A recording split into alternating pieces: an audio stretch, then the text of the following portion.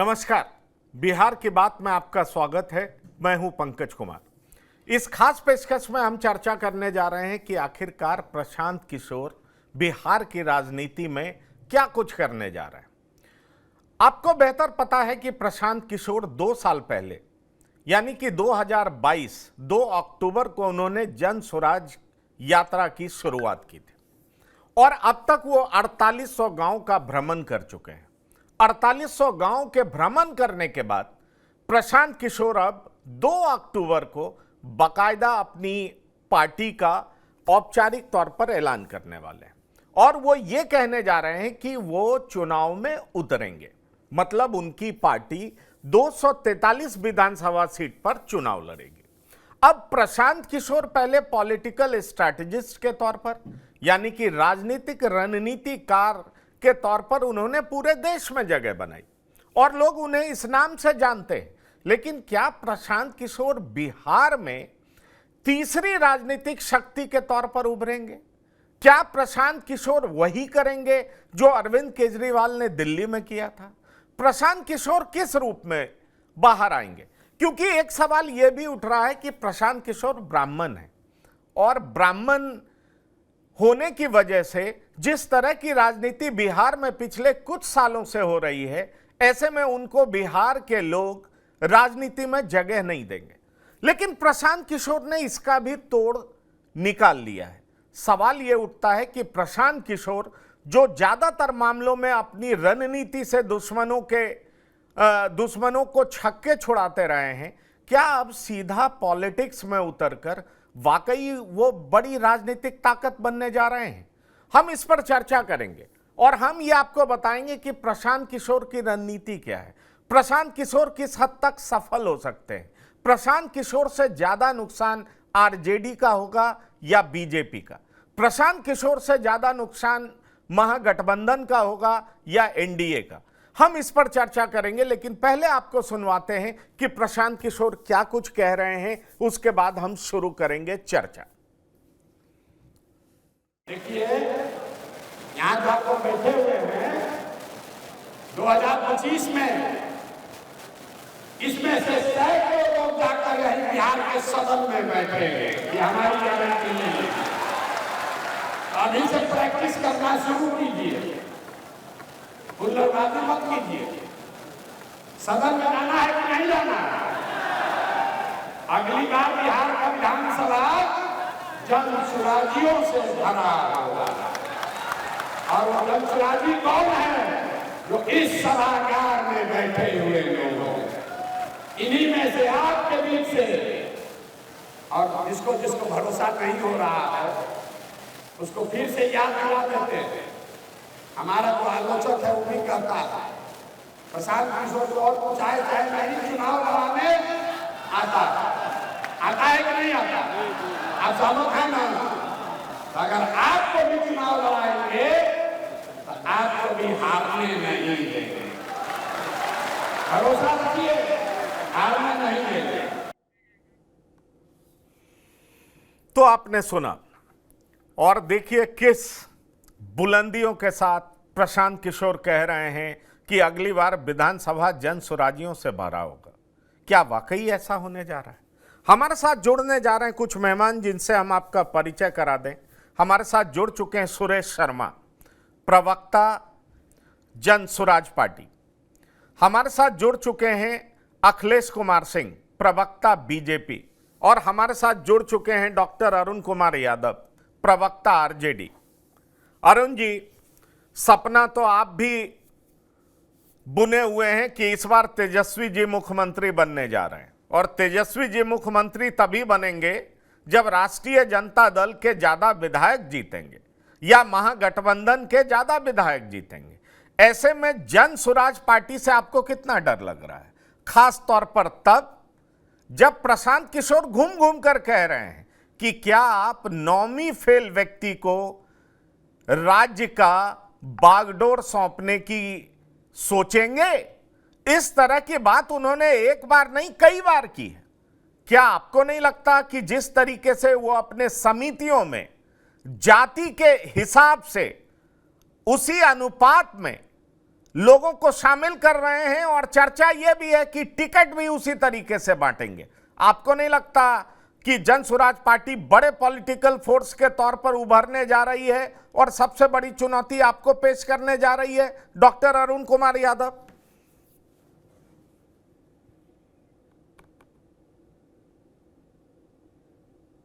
Doctor Arun Kumar Yadav ji, RJD प्रवक्ता, ये सवाल मेरा आपसे है। आवाज जा रही है पंकज जी? हाँ जी, आ रही है, बिल्कुल, बोलिए प्लीज। आप किस प्रशांत किशोर पांडे की बात कर रहे हैं? जो भारतीय जनता पार्टी के बी टीम है, उस प्रशांत किशोर की बात कर रहे हैं जिस प्रशांत किशोर पांडे को अमित शाह जी के कहने पर बिहार के मुख्यमंत्री नीतीश कुमार जी ने जदयू का उपाध्यक्ष बनाया था।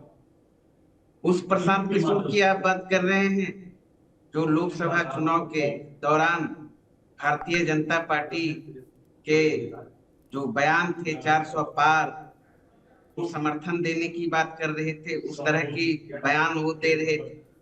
उस प्रशांत किशोर की बात आप कर रहे हैं जो भारतीय जनता पार्टी के एजेंडे को बिहार में उतारना चाहती है, उसके एजेंडे पर काम कर रही है। उस प्रशांत किशोर की बात कर रहे हैं जिसे जन सरोकार के सवालों से कोई मतलब नहीं, वो प्रोफेशनल रूप से अपना चेहरा चमकाने के लिए इधर उधर की बात करते रहते हैं। किस प्रशांत किशोर की बात आप पंकज? डॉक्टर अरुण जी, आपने प्रशांत किशोर का पूरा नाम मुझे प्रशांत किशोर पांडे बता दिया, मैंने इससे पहले सुना नहीं था। चलिए, ये अच्छी बात है, मैं समझ रहा हूं कि आप प्रशांत किशोर को पांडे के साथ संबोधित कर किस तरीके से चुनाव में घेरने जा रहे हैं, लेकिन सवाल ये उठ रहा है कि मैं आप मेरा सवाल सुन लीजिए, मैं उसी प्रशांत किशोर पांडे की बात कर रहा हूं जो 4800 गांव में घूम कर आ चुके हैं। मैं उसी प्रशांत किशोर पांडे की बात कर रहा हूं जो हर जाति और समुदाय के बीच जा करके बिहार की स्थिति का सही आकलन कर रहे हैं। मैं उस प्रशांत किशोर पांडे की बात कर रहा हूं जो बिहार के सामने यह सवाल उठा रहे हैं कि क्या आप अपने बच्चे का भविष्य 9वीं फेल नेता के हाथ में सौंपना चाहेंगे? मैं उस प्रशांत किशोर पांडे की बात कर रहा हूं और खास तौर पर मेरा एक सवाल आपसे है कि क्या आपके नेता जब भी सदन चल रहा होता है तो विदेश भ्रमण पर निकल जाते हैं? क्या इस तरह के नेता प्रशांत किशोर पांडे का सामना कर पाएंगे जो 4800 गांव की सड़कों पे, गलियों में घूम घूम कर लोगों की आवाज बुलंद कर रहे हैं और कह रहे हैं कि आइए अब बिहार का नया नेता चुनिए, और वो इस रणनीति पर काम कर रहे हैं कि जिसकी जितनी संख्या भारी उसकी उतनी हिस्सेदारी। आपका नारा भी छीन लेंगे डॉक्टर अरुण कुमार यादव, क्या कहते हैं आप?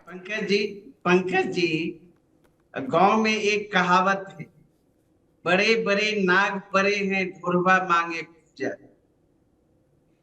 और जिस प्रशांत पांडे की आप बात कर रहे हैं और विकल्प के रूप में देख रहे हैं, तो इसी से आप समझ सकते हैं अब नीतीश कुमार जी इतने लंबे समय से बिहार के मुख्यमंत्री हैं, 18 साल, और उनकी पार्टी क्या क्या दुर्गति है बिहार में आपने 2020 के बिहार विधानसभा चुनाव में देखा, और बिहार विधानसभा चुनाव में आपने देखा 20 में अकेले दम पर 33 साल का नौजवान आदरणीय तेजस्वी यादव जी ने एनडीए को धूल चटाने का काम किया। शासनादेश के बल पर एनडीए, नरेंद्र मोदी जी, नीतीश कुमार जी अगर हमारे जीते हुए 2 दर्जन महागठबंधन के उम्मीदवार को चुनाव नहीं हराते तो बिहार का मुख्यमंत्री तेजस्वी यादव जी होते। 5-7 और एमएलए आना बाकी, और आप अच्छी तरह जानते हैं कि बिहार की जनता ने जनादेश तेजस्वी यादव जी को दिया था। मात्र एनडीए से महागठबंधन को 12,000 वोट कम आया था। तो आप कैसे लोगों की बात कर रहे हैं? और आप यह भी जानते हैं, भारत के चुनाव आयोग के अनुसार गैर राजनीतिक दल संगठन इस देश में 3000 के लगभग, उसी शुमार में ये भी हो सकते हैं। और क्या? और बिहार की जनता सारी चीज को समझती है, और बिहार की जनता तो उड़ती हुई चिड़ै को हल्दी लगाती। तो फिर ये व्यक्ति, प्रोफेशनल व्यक्ति जो भारतीय जनता पार्टी के एजेंडे पे काम कर रहा है, भारतीय जनता पार्टी का बी टीम के रूप में काम कर रहा है, तो इसकी क्या वजूद है? और आज तक बिहार के राजनीति में अपने बलबूते भारतीय जनता पार्टी भी खड़ा नहीं हो पाई है।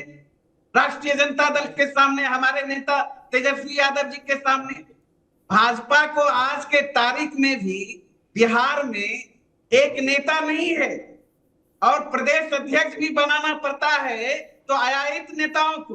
मैं संजय जायसवाल जी से लेकर सम्राट चौधरी जी से लेकर और अभी जो जायसवाल जी बने हैं, सबके सब दूसरे दल से आए हुए व्यक्ति को।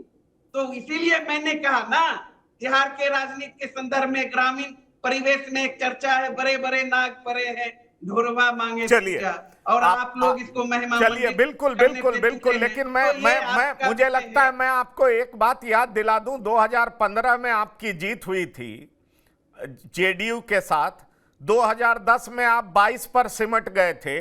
जेडीयू का सहारा नहीं मिला होता तो शायद सत्ता का स्वाद आप चख नहीं पाते। पता नहीं सत्ता आपके लिए सपना हो चुका होता। मेरी बात सुन लीजिए, मैं आपकी बात तसल्ली से सुना। मैं आपके सवालों का जवाब दे रहा हूं। 2020 में मेरे साथ कौन था? अकेले दम पर 33 साल के नहीं, मैंने आपकी बात सुन ली। मैंने आपकी बात, बिहार में मैंने आपकी बात करते हैं। अगर हमारे नेता आदरणीय तेजस्वी यादव जी, लालू यादव जी का संरक्षण प्राप्त नहीं होता नीतीश कुमार जी को, तो उनकी राजनीति वहीं समाप्त हो जाती। आपने क्या बात करते हैं डॉक्टर साहब? आप 2014 में नीतीश कुमार नहीं डॉक्टर साहब, आप पूरी बात, आप पूरी 40 जीत लिए। नहीं, पूरी बात सुन लीजिए। आपने पूरा सवाल नहीं सुना, बीच में भड़क गए आप। नहीं, आप पूरी बात सुन लीजिए। आप सुन लीजिए, मुझे लालू प्रसाद जी का वो वक्तव्य याद है कि उन्होंने जीत का क्रेडिट प्रशांत किशोर को दिया था, जिन्हें आप प्रशांत किशोर पांडे कह रहे हैं। ठीक है, सुन लीजिए, मेरे जिन्हें आप प्रशांत किशोर पांडे कह रहे हैं। आप सुन लीजिए ना, आप सुनेंगे तब तो अपनी बात। या प्रशांत किशोर ऐसे राष्ट्रीय जनता दल के पंचायत में, वार्ड में दर्जनों नेता हैं। चलिए, ठीक है, पॉइंट टेकन। अखिलेश कुमार सिंह कुछ बोलना चाह रहे हैं, फिर मैं आऊंगा आपके पास। सुरेश शर्मा जी, मैं आऊंगा आपके पास। अब अखिलेश कुमार सिंह बोलना चाह रहे हैं। जी हाँ, जवाब दीजिए अखिलेश जी। क्या आप भी डरे हुए हैं प्रशांत किशोर से, या सिर्फ आरजेडी से ही डर लग रहा है आपको?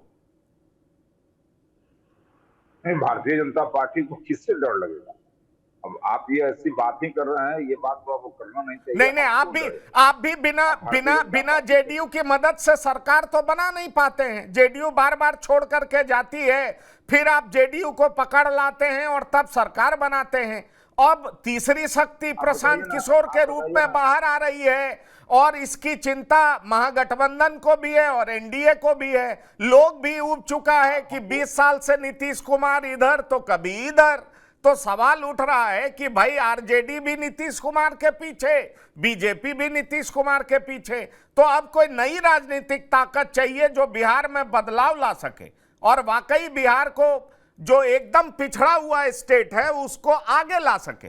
प्रशांत किशोर जिस तरह का सपना दिखा रहे हैं वहां के लोगों को, हो सकता है जिस तरीके से गांव-गांव में लोग उनके पीछे चल रहे हैं, प्रशांत किशोर एक नई राजनीतिक ताकत बन चुके हैं। इस बात से आप इनकार नहीं कर सकते। थोड़ा धैर्य रखिए जी, बात को सुना करिए जी। मेरा आपसे विनम्र आग्रह है कि थोड़ा धैर्य रखिए और एक एक विषय को हो जाए, फिर आगे आप बात को आगे की तरफ बढ़ाइए। मेरा आपसे विनती है। एक तो भारतीय जनता पार्टी को किसी से भय नहीं लगेगा। भारतीय जनता पार्टी एक ऐसी पार्टी है जो पार्टी पूरे देश के अंदर अधिकांश राज्यों में बूथ तक काम करने वाली पार्टी है, जहां उसकी कमिटी है। अभी हमारे आरजेडी के मित्र कह रहे थे कि बूथ तक हमारा नेता है, लेकिन मैं इनको ये भी बताना चाहता हूं कि खैर ये डिबेट दूसरी तरफ चला जाएगा, फिर मैं आप उस विषय पर आऊंगा। देखिए, प्रशांत किशोर जी के कारण परेशानी भारतीय जनता पार्टी को क्यों होगी? भारतीय जनता पार्टी अपनी ताकत से लड़ रही है। भारतीय जनता पार्टी की ताकत संगठन है, भारतीय जनता पार्टी की ताकत उसके कार्यकर्ता हैं, भारतीय जनता पार्टी की ताकत नरेंद्र मोदी जी का ये चमत्कारिक नेतृत्व है।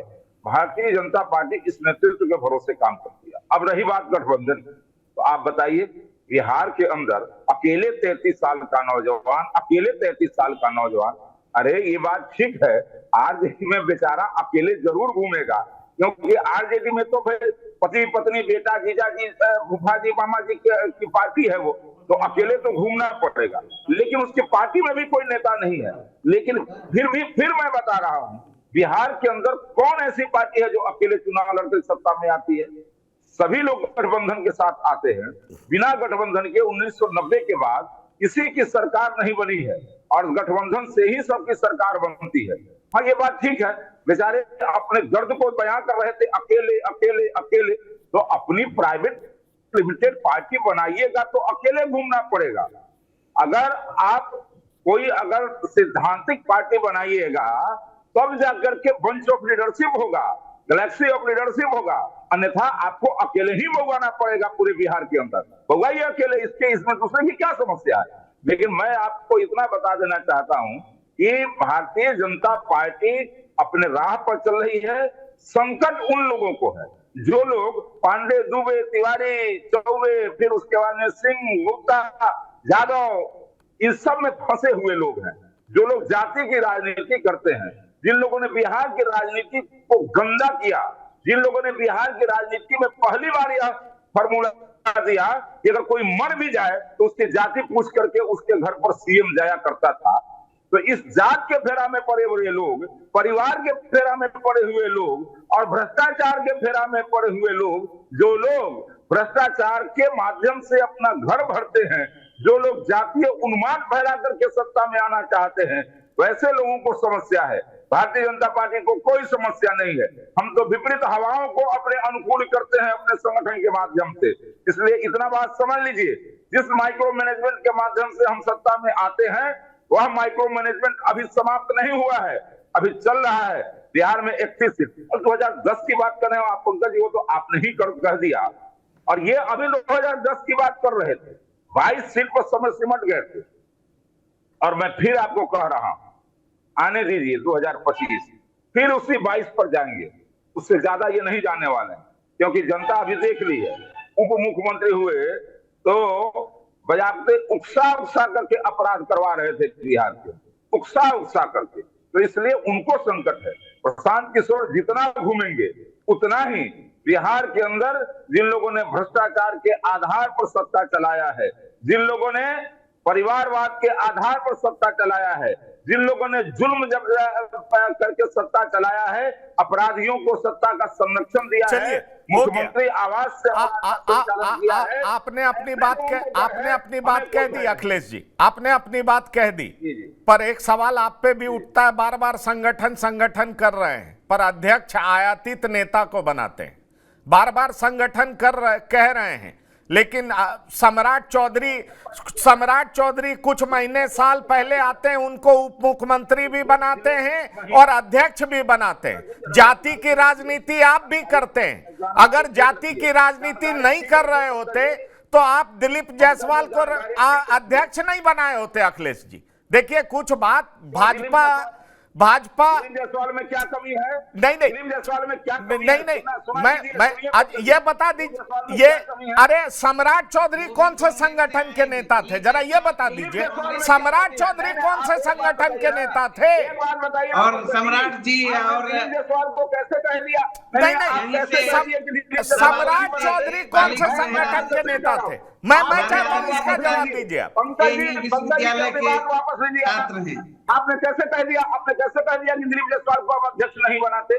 आप जवाब दें, क्यों अध्यक्ष नहीं आप बनाते दिलीप जवाब जायसवाल दें, हम जवाब दें, आप अनुमति देते हैं जवाब देने का? हाँ जी, सुनेंगे आप। बिल्कुल। आप ये बताइए, हाँ, बिल्कुल। इसमें कोई शक नहीं कि Dilip Jaiswal loyal party cadre हैं, 20 साल से कोषाध्यक्ष रहे हैं, लेकिन उनको अध्यक्ष बनाने के पीछे क्या ये वजह नहीं है कि वो अरे जायसवाल पंकज जी, हैं, वो भी वो कांग्रेस- कलवार कांग्रेस हैं, से आए आप थे, अति कांग्रेस पिछड़े से। समाज वो को कौन साधना बताया चाहते आपको? हैं, क्या ये पंकज सबसे जी, बड़ी वो वजह तो नहीं है? रहे हैं। वो भी पहले किसने बताया है कांग्रेसी आपको? थे, किसने दिलीप आपको जायसवाल बताया जी। कि तलवार होने के कारण वो अध्यक्ष हुए हैं? ये टीवी स्क्रीन पर बैठ करके आप जातिवाद फैला रहे हैं। किसने बताया आपको तलवार होने के कारण? क्या इसके पीछे आपका लॉजिक है कि तलवार होने के कारण वो अध्यक्ष बने हैं? आपको भी अगर बीजेपी का अध्यक्ष बनाया जाएगा तो आप भी किसी जाति के होंगे, तो फिर कहा जाएगा कि हाँ इस जाति के इसलिए अध्यक्ष बनाया गया। आप बताइए ना, आपको भी अगर बनाया जाएगा, मुझे भी बना दिया जाएगा तो कहा जाएगा कि हाँ ये इस जाति के इसलिए इनको अध्यक्ष बनाया गया। क्या लॉजिक है आपके पास? ये ऐसी बातें मत किया करिए। आप टीवी 9 एक इज्जतदार एक ऐसा प्लेटफॉर्म है जहां माने ऐसी बातें नहीं होनी चाहिए। मैं समझता हूं कि इसके लिए आपको खेद व्यक्त करना चाहिए। दिलीप जायसवाल तलवार हैं इसलिए अध्यक्ष नहीं हुए हैं। दिलीप जायसवाल वर्षों से पार्टी के कोषाध्यक्ष हैं, वो भारतीय जनता पार्टी की सेवा की है इसलिए हुए हैं। अब रही बात सम्राट चौधरी की, सम्राट चौधरी अगर अध्यक्ष हो गए तो बाहर से आकर के दूसरे पार्टी में लोग अध्यक्ष होते नहीं है। भारतीय जनता पार्टी के अंदर वो आए और महीनों पहले नहीं आए थे। पंकज जी, इसको आप फिर से करेक्ट करिए। उसके पहले वो पार्टी के उपाध्यक्ष रहे थे नित्यानंद जी के टीम में, फिर उसके बाद में एमएलसी बनाए गए, फिर उसके बाद में नेता विरोधी दल बनाए गए विधान परिषद में, फिर उसके बाद में प्रदेश के अध्यक्ष बनाए गए। हम एक बात आपको कह रहे हैं कि हम किसी को अध्यक्ष बनाए, आप कहिएगा कि जाके वोट को साधने के लिए बनाया। अरे भाई, तो विजय सिन्हा को हम उप मुख्यमंत्री बनाए हैं, ये सम्राट चौधरी उप मुख्यमंत्री हैं। जब फिर आप उसके बाद में अब आपने बोल लिया, आपने बोल लिया, सारी बातें हो गई। अब मैं इसका जवाब दे देता हूं। मैं क्या कहना चाह रहा था, जाति आज की राजनीति की हकीकत है, चाहे बीजेपी हो, चाहे आरजेडी हो और चाहे जन स्वराज पार्टी हो, ये सब लोग जाति की राजनीति करने जा रहे हैं। जन स्वराज पार्टी भी अति पिछड़े जिसकी संख्या 35% है, 36% है कहा जाता है, उस हिसाब से वो टिकट का बंटवारा करने जा रहे हैं। अगर जाति फैक्टर नहीं होता तो कई नेताओं को इतना तवज्जो नहीं मिलता। ये राजनीति की हकीकत है। टीवी स्क्रीन पर बैठ करके आप जितनी भी बात कर लें, क्या यह सच नहीं है कि यादव की काट के लिए आपने कुशवाहा को आगे किया, क्योंकि यादव समाज के बाद कुशवाहा दूसरे नंबर की सबसे बड़ी जाति है? क्या यह सच नहीं है? क्या यह सच नहीं है कि उपेंद्र कुशवाहा का नाम आपने डिक्लेयर इसलिए कर दिया ताकि अभी इलेक्शन प्रोसेस डिक्लेयर भी नहीं हुआ है और आपने उपेंद्र कुशवाहा का नाम क्यों डिक्लेयर कर दिया? क्योंकि आप दबाव में आ रहे थे कि कुशवाहा जाति भाग ना जाए, उपेंद्र कुशवाहा भाग नहीं जाए। देखिए, जाति आज की राजनीति की हकीकत है। टीवी स्क्रीन पर बैठ करके आप कितनी भी अच्छी बातें कर ले, लेकिन हर पार्टी जाति के आधार पर ही राजनीति करती है। डॉक्टर संजय, अगर मैं गलत बोल रहा हूं तो आप जवाब दें। मैं आ रहा हूं शर्मा जी आपके पास। क्या यह सच नहीं है कि हर पार्टी जाति को साधती है, स्क्रीन पे कुछ भी बोले, डिबेट में कुछ भी बोले, लेकिन जाति हकीकत है? नहीं, अच्छा लग रहा था अरुण जी और अखिलेश जी का गर्मा गर्म बहस सुन करके, और डिबेट सकारात्मक हो, आरोप प्रत्यारोप में न जाए और माफी मांगने और ये जैसी बात ना हो। ठीक है, कोई आदमी का भाव गलत नहीं होता है, कभी कभी विषय को प्रवेश कराने में चीजें वहां तक चली जाती हैं। इसलिए दोनों लोगों को कहेंगे कि सार्थक तरीके से, और दोनों लोग तो प्रवक्ता हैं, जिम्मेवार हैं, प्रबुद्ध हैं। हमने कभी नहीं कहा कि दिलीप जायसवाल कैपेबल नहीं है, टैलेंटेड नहीं है। हमने कभी नहीं कहा सम्राट चौधरी कैपेबल नहीं है, टैलेंटेड नहीं है। लेकिन जाति भी एक फैक्टर है जिस वजह से उनको इतनी बड़ी जिम्मेदारी मिली है, और इस बात को मानना होगा। नहीं, मैं बता रहा हूँ अखिलेश जी तो भाजपा के रहे हैं कोर मेंबर। यही दिलीप जायसवाल कुछ दिन पहले गए थे रुपौली, और उन्होंने कह दिया, बयान में कह दिया कि भाई कैबिनेट में तय हुआ है कि किसी अपराधी को देखिए तो उसको गोली मार दीजिए। और वो डिबेट का विषय हो गया कि कैबिनेट में क्या अब ये भी तय होता है कि अपराधी को देख करके गोली मार देनी है। तो कहा गया कि हो सकता है दिलीप जायसवाल जी का स्लिप ऑफ टंग हो गया होगा या उनके भाव कुछ और होंगे। गोपाल यादव की हत्या हुई थी और उसमें वो गए थे और कहे कि मैं अभी कैबिनेट की बैठक से आ रहा हूं और वहां इस तरह की बातें हुई। बाद में दिलीप जायसवाल जी को जिम्मेवारी दी गई प्रदेश अध्यक्ष। देखिए, इस सच्चाई को तो स्वीकारना होगा कि क्या बीजेपी चाल चरित्र और चेहरे की पार्टी रह गई है? अगर ये चरित्र की पार्टी, चेहरा की पार्टी और चाल की पार्टी, विचारधारा की पार्टी थी तो बिल्कुल इस सच्चाई को स्वीकार करना होगा। बिल्कुल आपको डिफेंड करने का, आपको ऑब्जेक्शन करने का अधिकार है। लेकिन जब चीजें भटकती है तो एक जर्नलिस्ट के तौर पर अगर आप कुछ बोल गए तो उस सच्चाई को भी स्वीकारना होगा। परफेक्शन कहीं नहीं होता। जब विज्ञान में, मैं तो विज्ञान का विद्यार्थी हूं, जब साइंस में एब्सोल्यूट जैसी चीजें नहीं है तो राजनीति में कहां से एब्सोल्यूट जैसी चीजें होंगी? चीजें भटकी है, इस सच्चाई को स्वीकार करना होगा। देखिए, बहस हम लोग प्रशांत किशोर पर कर रहे हैं कि कई पार्टियां बिहार के चुनावी मैदान में हैं और उस चुनावी मैदान में क्या प्रशांत किशोर की जो एंट्री है, क्या प्रशांत किशोर कोई एक नई बात वो कर देंगे बिहार में, या किनको नुकसान होगा, किनको फायदा होगा? इससे ज्यादा इंपॉर्टेंट है एक बिहारी होने के नाते, छोड़ दीजिए विश्लेषक और एनालिस्ट, प्रशांत किशोर ने जो डिस्कोर्स में चीजों को लाया है, उन्होंने कहा कि पलायन बिहार का एक बड़ा दर्द है। अगर हमारी सरकार बनी, उनकी सरकार बनेगी कि नहीं बनेगी तो जनता तय करेगी, हम पलायन को रोकेंगे। शिक्षा और चिकित्सा के लिए बिहार से लोगों को मैं बाहर नहीं जाने दूंगा। हायर एजुकेशन का क्या हाल है और क्या स्थिति है, प्राइमरी जो एजुकेशन का भी नीति आयोग की रिपोर्ट है और सस्टेनेबल डेवलपमेंट गोल इंडेक्स की रिपोर्ट है कि 100 में 32 अंक आए हैं शिक्षा में, पास भी नहीं कर पाया बिहार। 33 अंक में पास होता है। 36वां रैंक है जो सस्टेनेबल डेवलपमेंट गोल इंडेक्स है।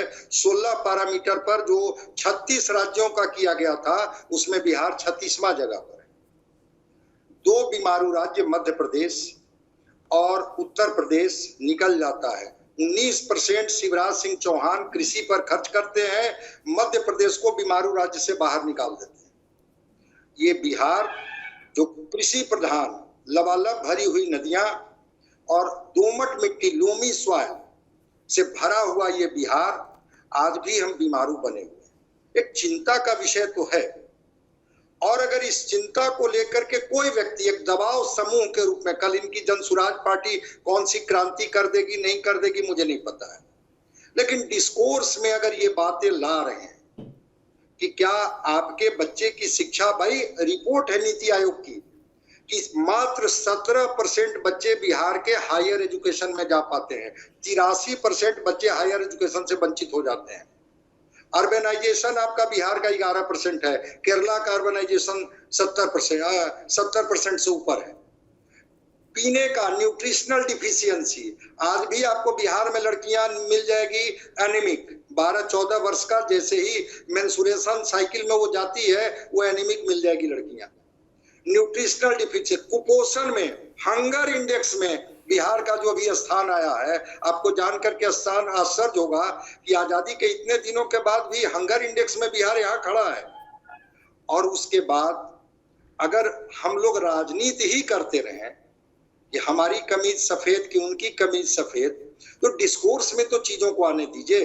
तेजस्वी यादव ने अगर 2020 के चुनाव में कहा कि मैं जब सत्ता में आऊंगा तो 10 लाख सरकारी नौकरी दूंगा, उनकी बातों को बिहार के लोगों ने गंभीरता से लिया, बिहार के नौजवानों ने गंभीरता से लिया और जातियों के खांचे में बटा हुआ समाज इंटैक्ट हो गया।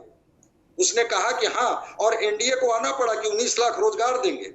और अगर सबसे बड़ी पार्टी के रूप में राजद उभर करके आई तो तेजस्वी जी का एक स्लोगन कि हम 10 लाख सरकारी नौकरी देंगे। चीजें तो अपील करती ही है ना, ऐसा नहीं है कि अपील नहीं करती है। तो अगर प्रशांत किशोर कोई डिस्कोर्स में चीजों को ला रहे हैं, मैं ये नहीं कह रहा हूं कि वो डॉक्टर जागृति जो कर्पूरी ठाकुर की पोती आ रही हैं और आनंद मिश्रा आ रहे हैं और रिटायर्ड आईएएस आ रहे हैं, इसकी वजह से क्रांति हो जाएगी। क्रांति तो जनता करती है, लेकिन क्या बिहार वहां खड़ा नहीं है जहां बिहार को इतने वर्षों में आगे निकल जाना चाहिए था? मैं एक छोटा आंकड़ा दे रहा हूं। 1992 में बिहार का प्रति व्यक्ति आय उड़ीसा से अधिक था। कहिएगा तो मैं डेटा दे दूंगा। 2005 में उड़ीसा की आय प्रति व्यक्ति 30% बढ़ गई, अब बिहार की आय 30% घट गई। आज प्रति व्यक्ति आय देश का कितना है? 2 लाख रुपया। बिहार का कितना है? 54,000 रुपया। आज भी 34% लोग गरीबी रेखा से नीचे हैं। सोशियो इकोनॉमिक सर्वे में 94 लाख परिवार जो है वो गरीबी रेखा से नीचे हैं। हम लोग राजद, भाजपा और प्रशांत किशोर पर बहस न करें, बिहार की जमीनी हकीकत पर बहस करें। एकदम करके बात करता है तो वो बात में दम है, उसको स्वीकार करना होगा। और इसीलिए मैं जाना चाहूंगा सुरेश शर्मा जी के पास, बहुत देर से इंतजार कर रहे हैं। सुरेश शर्मा जी, अभी हमने डिबेट शुरू नहीं किया कि आरजेडी आपके नेता का पूरा नाम बताना शुरू कर दी, प्रशांत किशोर पांडे। क्या आपको लगता है कि जाति की राजनीति जहां पर चरम पर हो वहां प्रशांत किशोर की राजनीति सफल हो पाएगी? मैं सबसे पहले सभी लोगों को प्रणाम करता हूं जो लोग इसमें भाग ले रहे हैं और जो देख रहे हैं उनको भी मैं प्रणाम करता हूं। और बहुत अच्छे ढंग से लोगों ने अपनी बातों को रखा। आपने कहा जाति की बात, जाति को समाप्त करना होगा तो असंतोष को मिटाना होगा। असंतोष मिटेगा उसके बाद ही सभी जाति एकजुट होंगे। आप परिवार में भी संपत्ति के बंटवारे में हम लोगों ने देखा है कि जहां असंतोष हुआ वहां तीसरे पुश्त में जाके खून खराबा हुआ, जिसमें तरीके से उसका बंटवारा हुआ। प्रशांत किशोर जो कह रहे हैं कि सभी की भागीदारी हम करेंगे, आपको जातीयता उसी से मिटना है कि किसी जाति में कोई असंतोष नहीं होगा। वो आपको विधानसभा में जाएगा, विधान परिषद में जाएगा, अपने लिए नीति बनाएगा, तो जातीयता समाप्त हो जाएगी। मैं एक बात और कहना चाहता हूं कि एक प्रश्न आपने किया था कि किसका खेल बिगाड़ेगा, तो मेरा यह स्पष्ट मानना है कि प्रशांत किशोर या जनसुराज किसी का खेल बिगाड़ने के लिए प्रयासरत नहीं है। अब मैं उसका भी जवाब देता हूं कि हमारे प्रशांत किशोर पदयात्रा में जिन बातों को करते हैं आप उसको देखिए, उससे पता चलेगा कि वो किनका खेल बिगड़ सकता है। वो लेकिन बिगाड़ेगी तो जनता ही। जनता कितना हद तक हमारी बातों को गहराई से लेती है उस पर वह आगे का रिजल्ट निर्धारित होगा। मैं ये बात कह रहा हूं कि पदयात्रा में प्रशांत किशोर जी कह रहे हैं कि पैसा लेके वोट देने से बचो, धर्म के नाम पर वोट देने से बचो, जाति के नाम पर वोट देने से बचो। वोट देने के पहले अपने बच्चों का चेहरा देखो, उनकी स्थिति देखो। तो ये तो किसी पार्टी का विरोध तो हम करते नहीं हैं, लेकिन हाँ ये उन लोगों का खेल बिगाड़ेगा जो धर्म के आधार पर सत्ता में आना चाहते हैं। उनका खेल बिगाड़ेगा जो पैसा के बदौलत वोट खरीद के सत्ता में आना चाहते हैं। उनका वोट बिगड़ेगा जो जाति के नाम पर सत्ता में आना चाहते हैं। अब ये बिगाड़ना है पब्लिक को। हमारे नेता ने कोई ऐसा प्रयत्न नहीं किया कि किसी दल का आपको खेल बिगाड़ा जाए। पब्लिक को काउंसिल किया जा रहा है, उनको समझाया जा रहा है कि इन 3 चीजों से बच के और चौथे को ध्यान में मुद्दे में रखते के तुम चुनो। ये नहीं कहा जा रहा है कि आप जनसुराज को वोट दीजिए, कहीं नहीं कहा गया कि आप हमको वोट दीजिए। अभी तो हमारी राजनीतिक पार्टी बनी ही नहीं। ये तो हम लोगों को बता रहे हैं कि इन चीजों से बचो। और जहां तक उन्होंने कहा कि जाति के आधार पर भी बांटने का, टिकट देने का बात हो गया, तो आपको कोई ना कोई तो व्यवस्था होगी। जब यहाँ एक 35% आबादी या 15% किसी की आबादी है, किसी का 20% की आबादी है, ये सबका प्रतिनिधित्व उसमें रहना चाहिए ना। आपको एक मजमुआ बनाना पड़ेगा कि सब कॉर्नर से लोग उसमें आवे और जुड़े और सत्ता में भागीदारी करें, और तब जाके नीतियों में परिवर्तन होगा आपको। अन्यथा लॉपसाइडेड एक तरीके से अगर लोग आएंगे तो वो उसी की रक्षा करेंगे आपको। चलिए, लेकिन एक बात डॉक्टर संजय, मैं चाहूंगा डॉक्टर संजय फिर से आप जवाब दें और थोड़ा छोटा जवाब दें। देखिए, सब लोग जाति पे आ गए, बोलने के लिए अखिलेश जी ने मुझसे कहा खेद प्रकट करिए, लेकिन हकीकत ये भी कह रहे हैं कि 35% अति पिछड़े की आबादी है और जाति के हिसाब से हम अनुपातिक रिप्रेजेंटेशन देंगे। जो इन्होंने समिति बनाई है 25 लोगों की, उसमें जाति के हिसाब से ही लोगों को चुना गया। अब सवाल यह उठता है कि ठीक है, इन्होंने ये डिक्लेयर कर दिया है कि कुछ शैक्षणिक योग्यता रहनी चाहिए, लेकिन इन्होंने ये भी कह दिया है कि भाई जाति के हिसाब से ही हम टिकट बांटेंगे। 243 में 75 टिकट अति पिछड़े को दिया जाएगा। तो देखिए, जाति का रोल है या नहीं है। तो जो मैं कह रहा था अखिलेश जी से, और अखिलेश जी किसने कह दिया, मैं फिर कह रहा हूं कि जाति सच्चाई है और प्रशांत किशोर भी पॉलिटिक्स में जाति से बाहर निकल नहीं पा रहे, और यही बात मैं कह रहा था। हाँ, मैं मानता हूं हर जाति में टैलेंटेड लोग हैं। क्या आप हर जाति के टैलेंटेड लोग को जगह देंगे?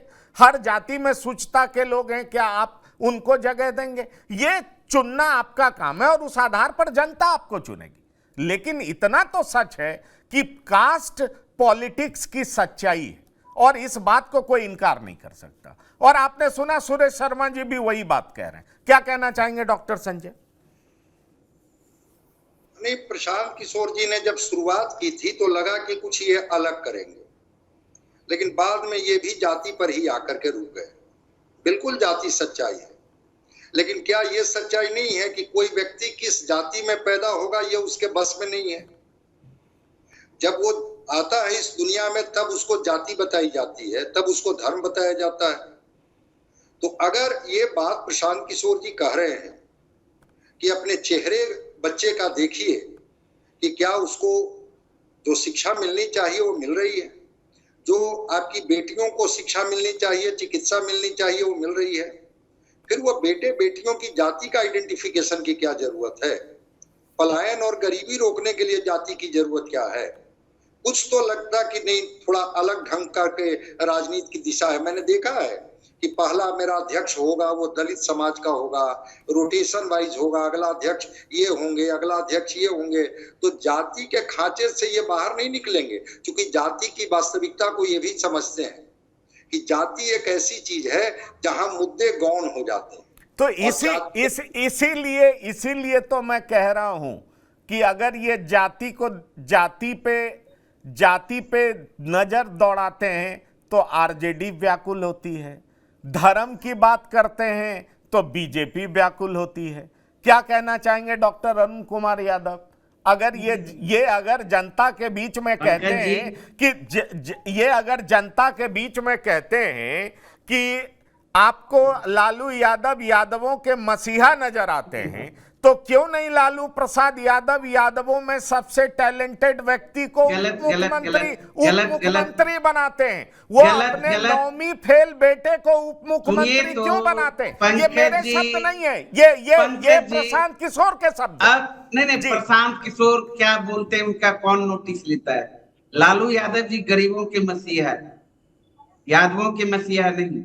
और आपने खुद कहा है प्रशांत किशोर भी जाति की राजनीति करने लगे। उन्होंने कहा पहला अध्यक्ष हमारा दलित होगा, ये होगा, वो होगा। आपको याद होगा 2020 के बिहार विधानसभा चुनाव में पहली बार देश के अंदर बिहार में हमारे आदरणीय नेता तेजस्वी यादव जी ने जाति और धर्म से ऊपर उठकर मुद्दे की राजनीति करना शुरू किया, एक नजीर पेश किया। लगातार बिहार में चाहे जदयू हो, भारतीय जनता पार्टी हो, जनभावनाओं को भड़का के राजनीति करते आई, जाति और धर्म के नाम पे राजनीति करते आई। लेकिन तेजस्वी यादव जी ने पहली बार, उनका क्या मुद्दा था 2020 के बिहार विधानसभा चुनाव में? पढ़ाई, दवाई, कमाई, सिंचाई, सारे सवाल थे, ये मुद्दे थे। और उन्होंने कहा हमारी सरकार बनेगी तो 10 लाख हम सरकारी नौकरी देने का काम। डॉक्टर संजय जी ठीक है, अभी बोल रहे थे, और बिहार की जनता ने स्वीकार किया और उसके उपरांत नीतीश कुमार जी ने क्या कहा था, ये कहां से नौकरी देंगे, बाबूजी के घर से लाएंगे। और जिस व्यक्ति के नाम पर आज डिबेट कर रहे हैं, ये प्रशांत पांडे ने भी कहा था, अगर 10 लाख नौकरी दे देंगे तेजस्वी जी तो मैं राजनीति से संन्यास ले लूंगा।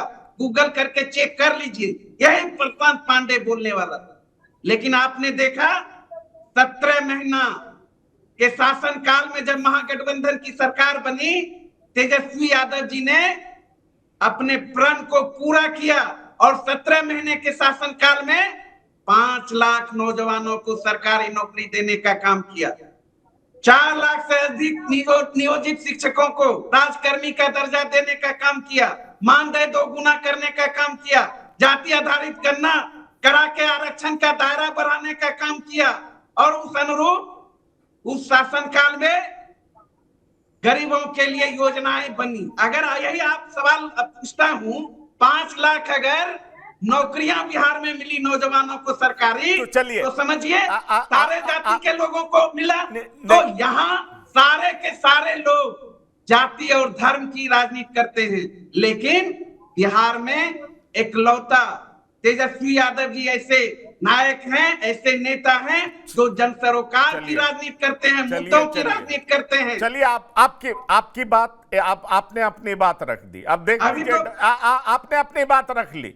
देख लीजिए संजय जी, ये लोकसभा चुनाव में भी सबसे ज्यादा टिकट यादव को ही दिया इन्होंने, ठीक है। लेकिन ये भी जोर से कह रहे हैं कि हम जाति की राजनीति नहीं करते। मुझे आप सारे चीज जान के क्यों एक बात कर रहे हैं? वही बात कह रहा हूं। देखिए ये आपने देखिए समर्थन में जनता लाम बंद हो रही है, पोल बंद हो रही है। वो सारी रोजगार का मतलब तेजस्वी यादव, नौकरी का मतलब तेजस्वी यादव, जाति आधारित गणना कराने का मतलब अखिलेश कुमार सिंह और सुरेश शर्मा जी जवाब देंगे। अखिलेश जी जवाब दीजिए, नौकरी मतलब तेजस्वी यादव।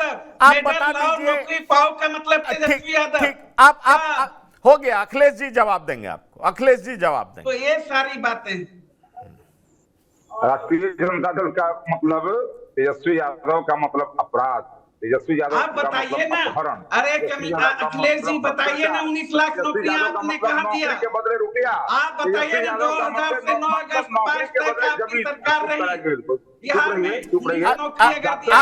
अरे बोलने लीजिए अरुण जी बोलने दीजिए। अरे अरुण जी बोलने दीजिए, अरुण जी बोलने दीजिए। का मतलब भारत चलाओ पार्टी। अरुण जी नाम के आगे डॉक्टर लिखे हुए कुछ तो गरिमा हम लोग नहीं बोले हैं। अरुण जी बोलने दीजिए, 1 मिनट बोलने दीजिए। आपने बोल लिया, हाँ बोलिए। वो बता रहे हैं तो बताना पड़ेगा ना। अब आप अरुण जी पहले सुन तो लीजिए, आपने बोला वो अब ये तो हसुआ के बिया में खुरपी का गीत गा रहे हैं, इनको समझाइए। भारतीय जनता पार्टी के वरिष्ठ प्रवक्ता अपने आप को कहते हैं, आप पते नहीं है मुद्दा क्या है, बोलना क्या है। अखिलेश जी आप बिया में खुरपा, अरे अब आप चुप रहिएगा। ये कौन से, अब यही आरजेडी यही करती है, ये दिक्कत है। जरा बोलने तो दीजिए उनको। जनता पार्टी ये नहीं करती है। अरे बोलने तो दीजिए, आपकी बात सुन। बुलाए हैं डिबेट में, क्या बताइए परिभाषा क्या होता है राष्ट्रीय जनता दल का? अगर राष्ट्रीय जनता दल के साथी अच्छा, हम बता रहे हैं, हम भी बताएं राष्ट्रीय जनता दल का परिभाषा। अभी और है मिर्ची लग रहा है। लाठी घुमावन, तेल पियावन, लाठी घुमावन।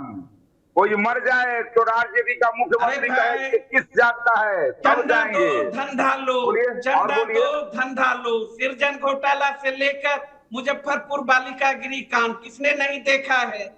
आप एक बात समझिए, नाम के आगे डॉक्टर लिखे हैं, पुस्तक रखिए, बोलते जाइएगा। सुनिए बोलने में राजू यादव को बिहार नहीं भूली है। आपके गठबंधन के साथी के घर बिहार नहीं भूली है। बिहार देख रहे हैं, लगातार बोलते चले जा रहे हैं। आपके पास साउंड ऑडियो कम कर रहे हैं, पीसीआर कराइए, हम लोग जाते हैं। नहीं अरुण जी जैसे लोग अगर इस तरह से बोलेंगे तो हमको की बात करिए, नौकरी की बात करिए, डेवलपमेंट की बात करिए। 17 साल से बिहार में आपकी सरकार है, पलायन क्यों नहीं रुका? एक भी फैक्ट्रियां बिहार में क्यों नहीं रुकी? इससे बात करनी है नहीं। राष्ट्रीय जनता दल का मतलब अरे भाई मतलब आप समझाइए। अखिलेश जी बोलिए, अपनी बात रखिए प्लीज। आरजेडी के लोग, हेलो हाँ बोलिए। हेलो, आरजेडी के लोग इसी प्रकार की अनुशासनहीनता सड़क पर भी दिखाते हैं, लक्ष्य लेकर के सड़क पर चलते हैं, लोगों को डराते धमकाते हैं और डिबेट में भी बैठते हैं तो किसी को नहीं बोलने देते हैं। इसी प्रकार की अनुशासनहीनता दिखाने के लिए ये प्रसिद्ध है। और इसलिए मैं आपको कहना चाहता हूं, आरजेडी का मतलब नौकरी नहीं होता है। नीतीश कुमार बिहार के मुख्यमंत्री थे इसलिए नौकरी मिली, नहीं तो आज के कारण तो अपराध बढ़ा है, आज के कारण बेरोजगारी बढ़ी है। याद नहीं है कि आप ही के कारण बिहार के अंदर, बिहार से अपराधी पलायन करके चले गए थे दूसरे राज्य में। आप ही के कारण, आप ही का राज्य था कि बिहार में लोग 5-4 बजे के बाद जो पूछते थे कि घर जाना चलिए है, ठीक है पॉइंट बाढ़ आता था तो पॉइंट टेकन। अब मैं सुरेश शर्मा जी से पूछना चाहूंगा और डॉक्टर संजय आपसे पूछना चाहूंगा। डॉक्टर संजय, ये आप देख रहे हैं जो आरजेडी और जेडीयू दोनों एक दूसरे पे आरोप लगा रहे हैं। आरजेडी के प्रवक्ता कह रहे हैं कि सृजन घोटाला, बालिका गृह कांड, अरे ये जब कांड हुआ उसके बाद ना आरजेडी जेडीयू के साथ सरकार बनाई। बीजेपी कुछ भी जेडीयू को कहते रहे, जब विपक्ष में रहती है तो जेडीयू के शासनकाल को जंगल राज कहती है, लेकिन फिर जैसे ही मौका मिलता है बीजेपी भी जेडीयू के साथ सरकार बना लेती है। क्या आपको नहीं लगता कि इन वजहों से जनता अब एक नए विकल्प की तलाश के बारे में सोच सकती है? क्योंकि जिस तरह का पॉलिटिकल वैक्यूम था पिछले कुछ सालों से नजर आया, बीजेपी डराती रही जंगल राज, आरजेडी कहती रही कुछ और, जाति, बीजेपी धर्म, एक दूसरे पे ये आरोप चस्पा होता रहा।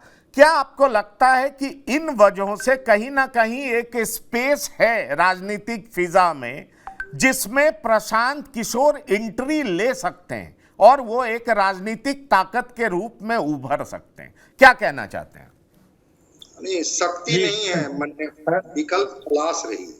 अब प्रशांत किशोर उस स्पेस को फिल करेंगे नहीं करेंगे मुझे नहीं पता है कि इनका विजन क्या होगा, इनकी दृष्टि क्या होगी। लेकिन हाँ, जो राजनीतिक पार्टी के कार्यकर्ता भी जो जमीन से जुड़े हुए हैं, जिस पार्टी के लोग, वो पार्टी के कार्यकर्ता जो संघर्ष करते रह जाते हैं उनको किनारे कर दिया जाता है और वैसे लोगों को टिकट दे दिया जाता है जिनका राजनीति में कल उनकी एंट्री होती है और आज वो टिकट लेकर के कहीं कोई संसद में चले जाते हैं, कोई विधानसभा में चले जाते हैं। वो जनता के प्रति उत्तरदायी क्यों होंगे? और कार्यकर्ता ठगे हुए महसूस करते हैं, लगता है कि हमारे हिस्से में क्या आया। हम जिस विचारधारा को लेकर के इस पार्टी के लिए मजबूती के साथ संघर्ष करते रहे, तो वो कार्यकर्ता फिर उन जनता के बीच में जाके कहती है कि भाई इसमें हमारा क्या दोष है। अगर पार्टी ने तय किया कि हम उनको टिकट देंगे, उनको चुनाव जिताएंगे, उनको भेजेंगे संसद में, उनको भेजेंगे, एमएलसी बनाएंगे, हम क्या कर सकते हैं? हाँ, हमने आपकी मदद ली।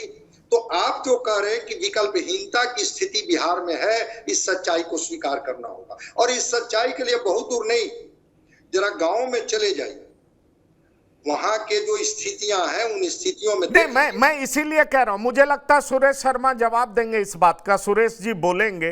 दरअसल यही कुछ वैक्यूम दिल्ली में भी नजर आया था और अरविंद केजरीवाल तेजी से नेता बन करके उभरे।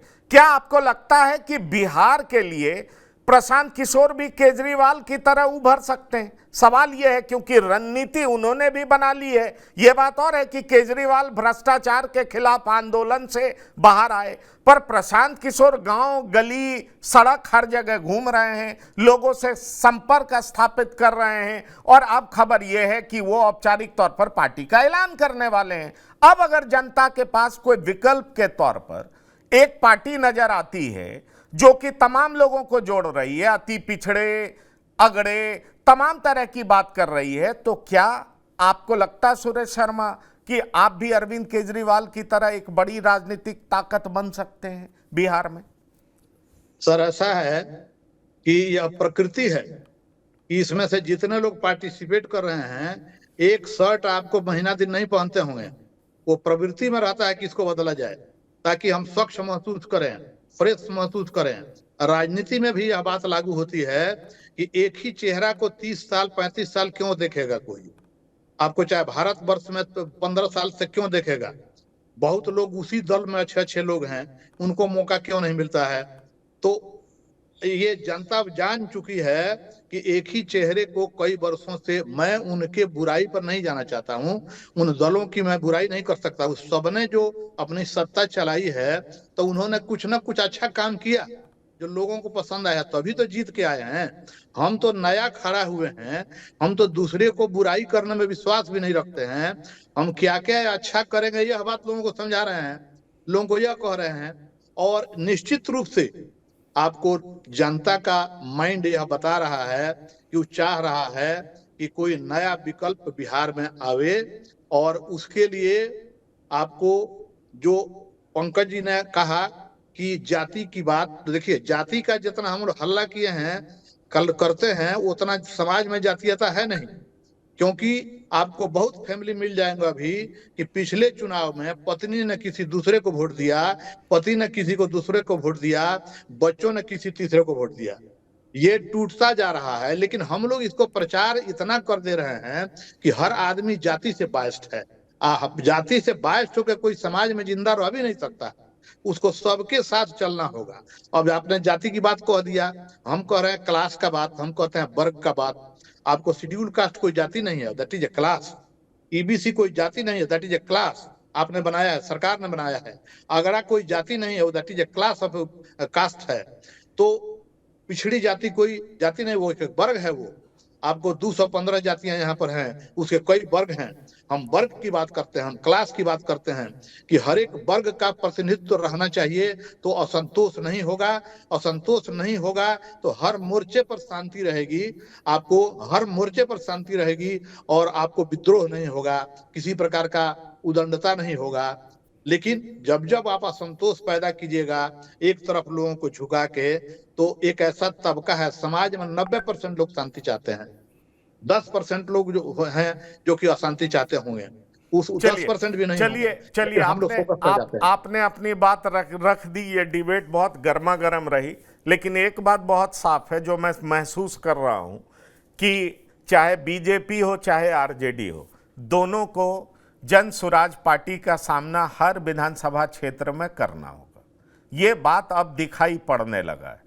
अब जन स्वराज पार्टी किस हद तक सफल होती है ये बात और है, लेकिन एक पॉलिटिकल फोर्स की तरह जन स्वराज पार्टी को लोग गिनने लगे हैं। सवाल यह है कि जन स्वराज पार्टी आम आदमी पार्टी की तरह जीत हासिल करती है, क्योंकि पहली बार आम आदमी पार्टी जो है वो दूसरे नंबर की पार्टी रही थी और कांग्रेस के साथ मिलकर के सरकार बनाई, और धीरे धीरे जब समय बीता तो आम आदमी पार्टी भी वही करने लगी जो तमाम सारी पार्टियां करती हैं। तो पॉलिटिक्स में सपने जगाए जाते हैं, होप दिया जाता है, और ये करने में प्रशांत किशोर भी किसी से कम नहीं है। सवाल ये है कि जिस तरीके से उन्होंने 4800 गांव का भ्रमण किया है, क्या वो जनता के नब्ज को अच्छी तरह से पकड़ पाए हैं, और अगर पकड़ पाए हैं तो क्या ये वोट में तब्दील हो पाएगा, ये देखना बेहद ही दिलचस्प होगा।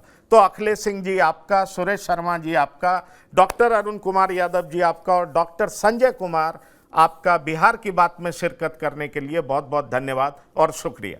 तो बिहार की बात में इतना ही। ताजा तरीन खबरों के लिए आप लगातार देखते रहिए TV9। धन्यवाद, नमस्कार।